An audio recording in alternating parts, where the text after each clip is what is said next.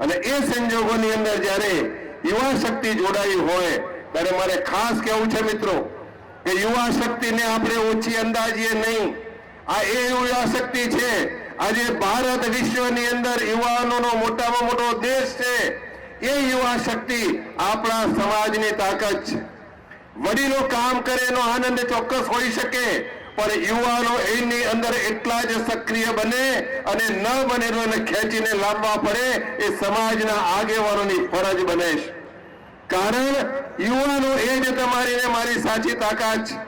મને કહેતો ગૌરવ થાય છે કે વિશ્વવ્યા ફાઉન્ડેશનના માધ્યમથી યુવા શક્તિને આધ્યાત્મિકતા અને રાષ્ટ્ર ચેતનામાં જોડવા માટે આપણે વિશ્વની બિગેસ્ટ ક્રિકેટ ટુર્નામેન્ટનું આયોજન કર્યું.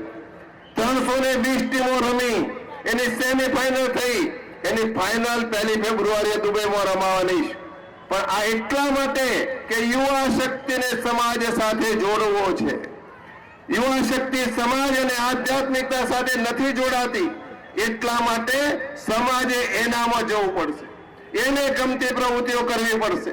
એને ગમતી પ્રવૃત્તિ કરશો તો જ એ યુવાનો તમારી પ્રવૃત્તિમાં સામેલ થશે. અને એટલા જ માટે યુવાનોને મારી ખાસ વિનંતી છે કે મિત્રો, તમે હવે સમાજનું સુકાન સંભાળો.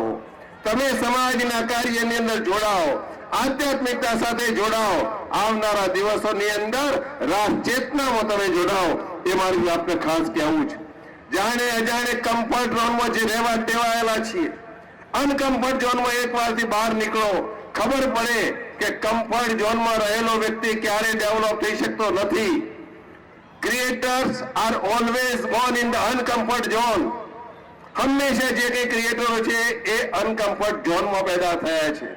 આપણે પણ અહીં ડાયસ ઉપર બેઠા એક એક આગેવાનને જોઈ લેજો, આ બધા જ અનકમ્ફર્ટ ઝોનના માણસો છે અને એટલા જ માટે આ સ્ટેજ ઉપર પહોંચ્યા છે. આપણે પણ એમાંથી બહાર નીકળીએ અને યુવા પેઢીને એ લેવલ ઉપર સુરક્ષિત કરીએ કે વ્યસનોની અંદર મહેરબાની કરીને ના જાય. આજની યુવા પેઢી અને યુવા પેઢીની સાથે કેટલાક વડીલો, કેટલાક મહિલાઓ આજે ક્યાંક ને ક્યાંક રવાડે ચડ્યા છે. કોક ક્રિકેટના સટ્ટા ઉપર ચડ્યું છે તો કોક ક્યાંક બીજી જગ્યા ઉપર ચડ્યું છે. પણ એની બરબાદી સમાજની છે અને એ બરબાદી ક્યાંક ને ક્યાંક સમાજના અસ્તિત્વને જોખમમાં મૂકી રહી છે. અને એટલા જ માટે આ વ્યસન મુક્તિનું અભિયાન તમારે ને મારે ચોક્કસથી ચલાવવું પડશે, તો જ એની અંદરથી સમાજ બહાર આવી શકશે.